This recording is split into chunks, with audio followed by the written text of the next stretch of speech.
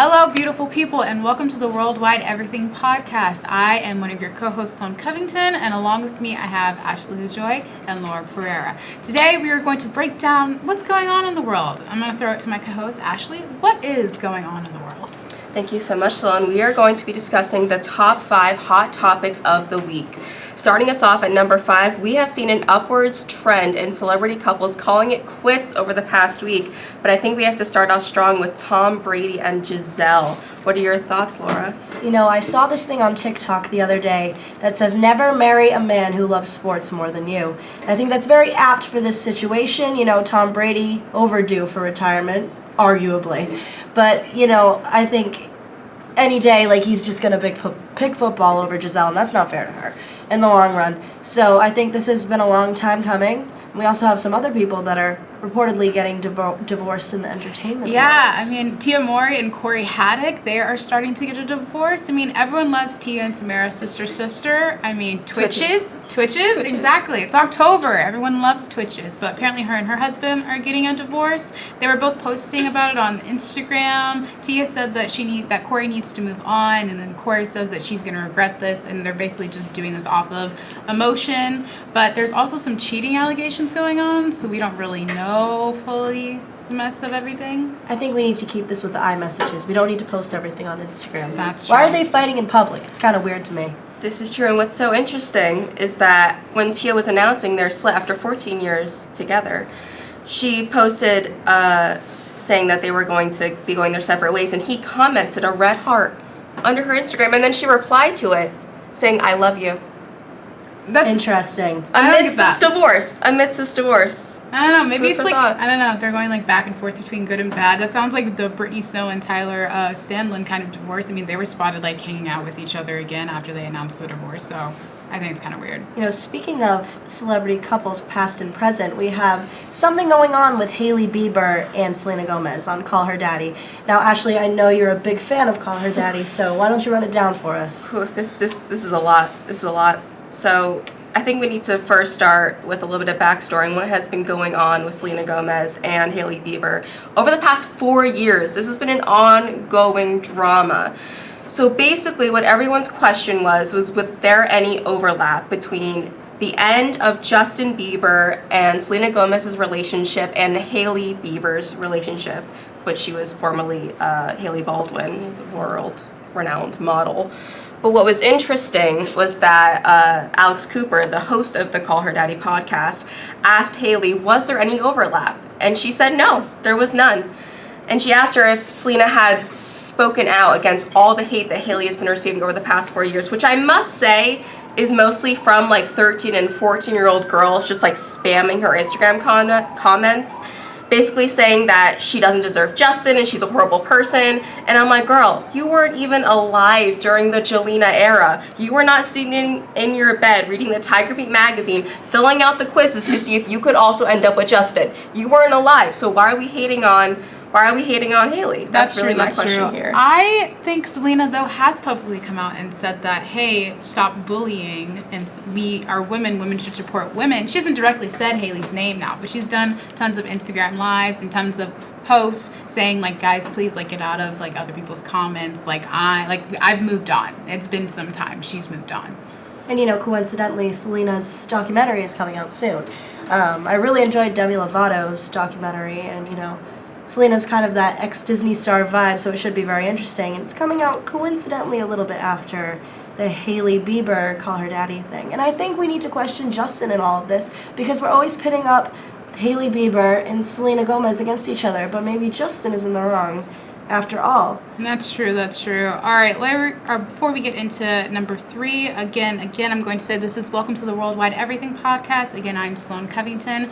With me is Ashley LaJoy and Laura Pereira. Now, number 3 on our list is Rex Orange County, the musical artist. He's been charged with 6 counts of sexual assault, allegedly sexually assaulted a woman in a taxi, and then they went to a West London pub and he sexually assaulted her again. This is June 1st, 2021. The next day, he sexually assaulted the same woman 3 times at his Notting Hill home. Now, Alex is shocked by these allegations, apparently, and he wants to clear his name. He appeared in court on Monday in London, and he's pleaded not guilty, and there's a trial date for January 3rd, 2023. Now, a lot of my friends are really upset about this. They're saying this isn't Rex's like normal personality, and everyone's talking about maybe separating the music from the artist. I mean, I don't know. I'm a big I am a big Rex Orange County fan. Now I don't know what to do with my Apricot Princess vinyl. Should I throw it out? Or, I mean, he just sings about, like, this romantic love and all of this, and I know he was in, like, a long-term relationship with his girlfriend who featured on a few of his songs, and now this is sort of coming out after they broke up. It's just, we don't know much yet. Should we separate the art from the artist? That's the question. And I think we need to see what's going to happen in the future. We got to wait for this trial because it's certainly coming out of the blue. I mean, with all this talk about people just cheating on their significant others, it seems to be not only a divorce trend, but it also seems to be going into the YouTube atmosphere. We all know about Ned Fulmer and his separation. Well, we don't know if they're separated yet, but his cheating scandal amidst his wife, Ariel Fulmer. Now, what are your thoughts on this, Sloan? I think it's horrible, and I think he made his entire personality about his wife, so I think it's crazy that this happens. But we never know people's true personalities, as I just said. But apparently there's this SNL sketch that happened, but Ned Fulmer's Yale classmate is a writer for SNL, Will Stevens, and they tried to make the sketch seem kind of small and minuscule, like the situation wasn't like, the cheating allegations weren't that like big of a deal. They even tried to say like, oh well, Ariel's not like Beyonce, Ned's wife isn't Beyonce, so she should kind of get over it. And they try to implement talk about Ukraine and Iran, saying this is like a small subject, like there's so many more bigger things going on in the world. So everyone just thinks that Ned Fulmer's former classmate is just trying to take up for him, which is kind of disgusting. You know, SNL will do what SNL will do. And I think it's definitely uncalled for. Why do you have to bring in Ukraine and Iran into this? I mean, it's a try guy. Like, Now he's the infidelity guy. He's not even cute. Like, what is this? I don't know.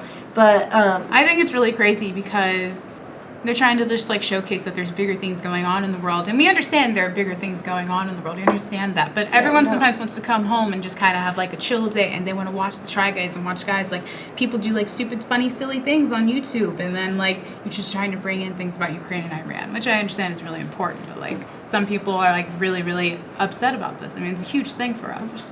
Yeah. During that whole SNL sketch, they were really just trying to give him an out. They were like trying to minuscule the whole situation to say, well, it's just like a simple kiss. And I'm like, that doesn't matter. They were together for a whole year. It wasn't It's not a simple kiss. And he knew about it, and he fully admitted to it that this had been going on for months, and that his wife had absolutely no idea about it. And I think that shrinking it down so that it's not a big deal is just really giving all these other people who are cheating on their significant others an out to minimize the situation. And it's not cool.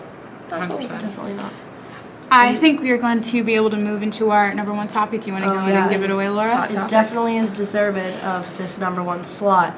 Kanye West has been the subject of conversation for over a decade now, and he's kind of wilding out on Twitter as he does.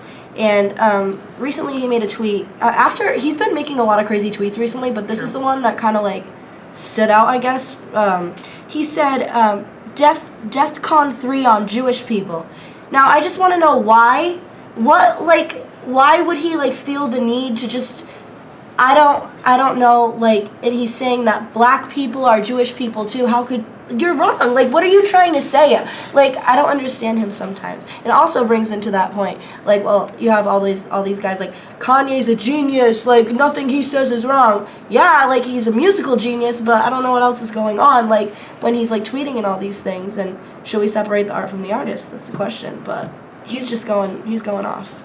He's done a lot of bad things, and even more stuff, talking with Lizzo and saying things about her weight. I mean, What did Lizzo do to anybody? no, was Lizzo did Nothing. absolutely She minds her nothing. business. I think it's really interesting when he was speaking with Tucker Carlson, he just had a lot to say, but nothing. He Nothing said at so the much same time. without saying anything at the same time. It's really sad that he has to keep coming up in the news, and we have to keep bringing up his name because sometimes he just doesn't deserve it, you know? Also, a lot of the things that he was saying was actually like cut and spliced from the Tucker Carlson show. I don't know what he was expecting going on Fox News. They love to spread the truth. We know that. Yeah. God, Jesus. But, you know, Kanye West will do what he does, and that's going to do it for us here. Make sure to follow our socials, Worldwide Everything TV. And coming up next is the Top 20 Music Video Countdown with Jim Shearer. We'll see you next week with another Worldwide Top 5 on Fordham Live.